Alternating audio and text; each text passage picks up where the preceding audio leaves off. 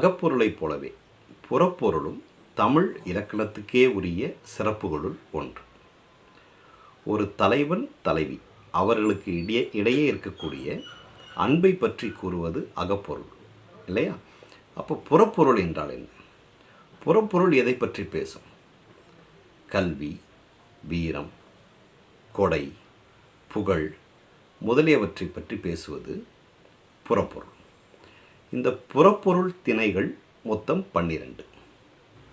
அவை வெட்சி, கரந்தை, வஞ்சி, காஞ்சி, உழிஞை, நொச்சி, தும்பை, வாகை, பாடான், கைக்கிளை, பெருந்திணை, பொதுவியல்.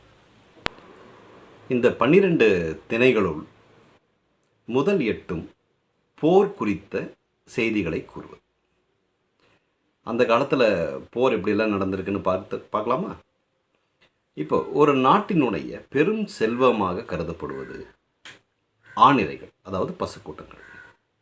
அந்த காலத்தில் பார்த்திங்கன்னா வீட்டுக்கு வீடு கட்டி வச்சுருக்க மாட்டாங்க. ஊருக்கு வெளியே எல்லா பசுக்கூட்டங்களையும் ஒன்றாக ஒரே இடத்துலையே கட்டி வச்சு பாதுகாப்பாக வைத்திருப்பார்கள். சில வீரர்கள் பாதுகாப்பாக இருப்பாங்க.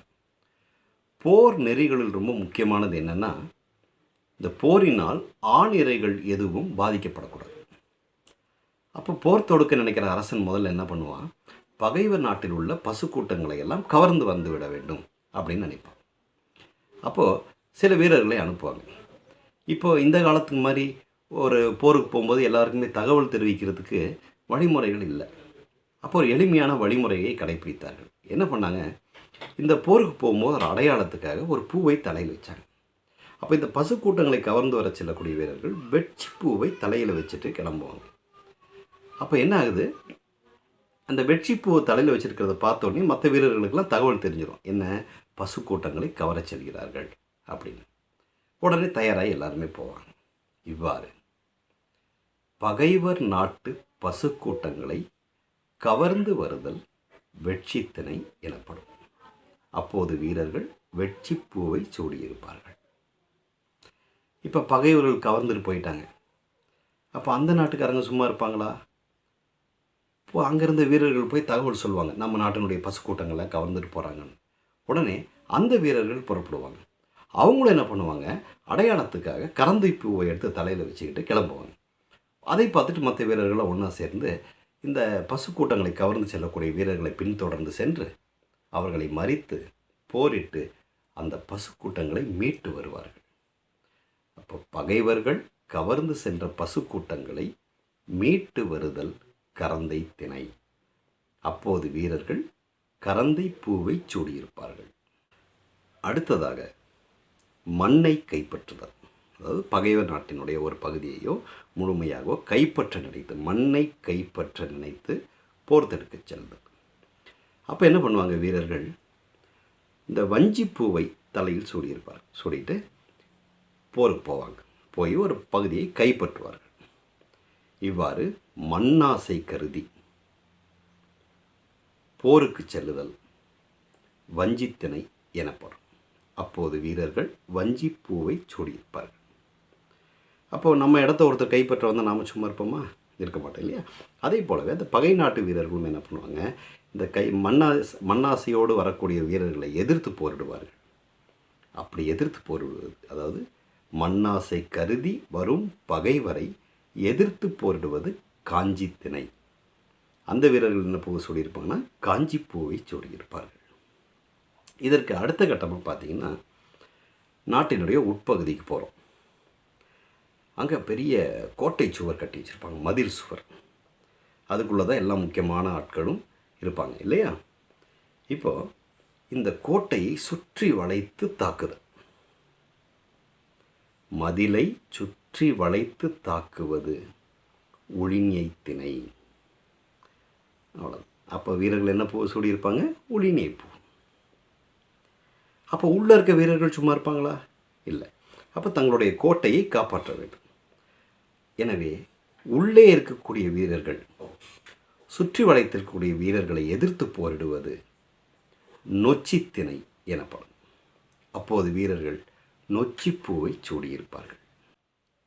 அடுத்தது தான் முறையான போரை பற்றி படிக்கப் போகிறோம். 2 அரசர்கள் முன்கூட்டியே அறிவிச்சிடுறாங்க, நாம் 2 பேரும் போரிடுவோம். அப்போ ஒரு பொதுவான போர்க்களத்தை தேர்ந்தெடுத்துக் கொள்கிறார்கள். 2 நாட்டு வீரர்களும் வராங்க, வந்து சண்டை போடுறாங்க, போரிடுகிறார்கள். இப்போ 2 சமமான வேந்தர்கள் பொதுவான ஒரு போர்க்களத்தில் எதிர்த்து போரிடுவது தும்பை திணை எனப்படும். அப்போது 2 நாட்டு வீரர்களும் என்ன பூவை சூடியிருப்பார்கள்? தும்பை பூவை சூடியிருப்பார்கள். இப்போ போர் முடிஞ்சது, யாராவது ஒருத்தர் தான் வெற்றி பெற முடியும் இல்லையா? அப்போ அந்த வெற்றி பெற்ற அரசன் தன் வீரர்களோடு தன்னுடைய வெற்றியை கொண்டாடுவதற்கு இல்லையா, அதற்கு வாகை திணை என்று பெயர். நம்ம பேச்சு வழக்கில் சொல்லுவோம் இல்லையா, இந்தியா வெற்றி வாகை சூடியது. இந்த வாகை சூடுதல்னா என்ன? வாகை பூவை தலையில் சூடி வெற்றியை கொண்டாடுவது. இப்போ நம்ம இதுவரைக்கும் பார்த்த 8 திணைகளும் போர் குறித்தன இல்லையா? அடுத்தது நம்ம 9வது பார்க்க போகிறது பாடான் திணை. அந்த சொல்லிலேயே இலக்கணம் இருக்கிறது. பாடு ஆண் திணை. ஒரு ஆண்மகனுடைய கல்வி, அவனுடைய வீரம், அவனுடைய பெருமை, அவனுடைய கொடைத்தன்மை, இப்படி அவனை பற்றிய ஒழுகலாறுகளை, அதாவது சிறப்புகளை, சிறந்த பண்புகளை பற்றி பாடுவது பாடான் திணை எனப்படும்.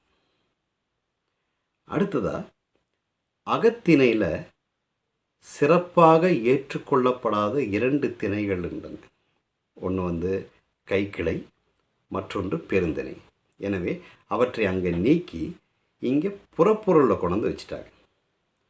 இப்போ நம்ம 10வதாக பார்க்க போகிறது கைக்கிளை. கைக்கிளைன்னா என்ன? கை என்றால் சிறுமை, கிளை என்றால் உறவு.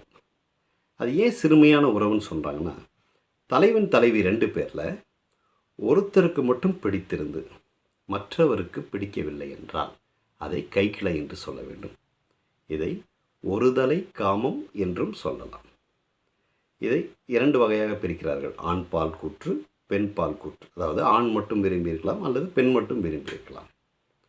அதுபோலவே பெருந்திணை.